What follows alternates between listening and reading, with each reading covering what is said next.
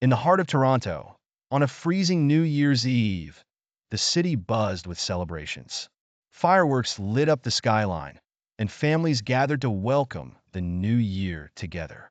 But for Andy Carter, a 29-year-old call center agent, this night wasn't about fireworks or parties.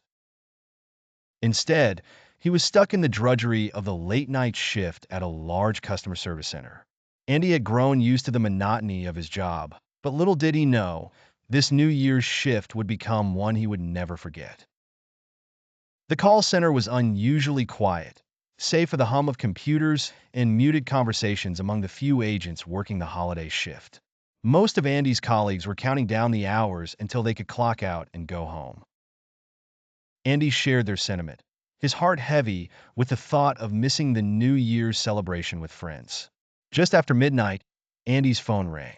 He sighed, adjusted his headset, and answered with his usual professional tone. A frail, elderly voice responded, "Oh, hello, dear. My name is Margaret. I'm having trouble with my internet, and I was hoping you could help. I'm supposed to be video calling my family for the new year, but nothing seems to work." Margaret's voice trembled slightly, and Andy could sense her frustration. He quickly reassured her, "Don't worry, Margaret. Let's figure this out together." As he walked her through basic troubleshooting steps, their conversation revealed more than just technical difficulties. Margaret mentioned that this was her first New Year's Eve alone since her husband had passed away the previous year. "I just wanted to see my kids and grandkids," she said softly. "They're scattered across the country, and this video call was supposed to bring us together." Andy felt a lump in his throat. Her words reminded him of his grandmother, who often expressed similar sentiments about family.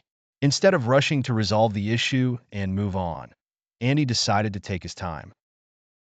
He patiently guided Margaret through resetting her router and adjusting her device settings. At one point, he even connected her phone to his computer system to run diagnostics remotely. While waiting for the system to reboot, Andy asked Margaret about her family.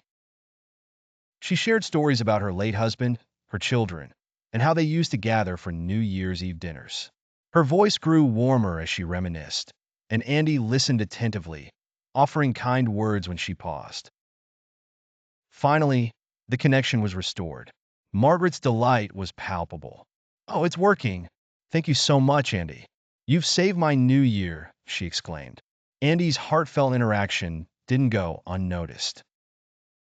His colleagues, who had overheard parts of the conversation, were moved by his patience and kindness. One of them remarked, "You didn't just fix her internet. You gave her a way to connect with her family.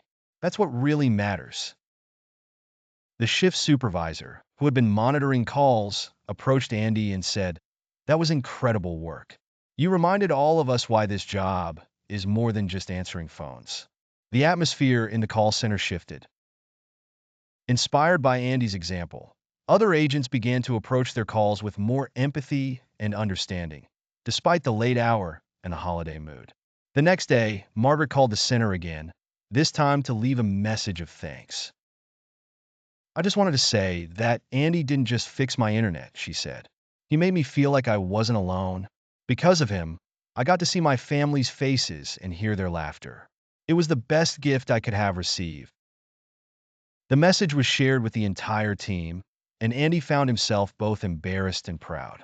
For him, it had been a simple act of kindness, but for Margaret, it had meant the world.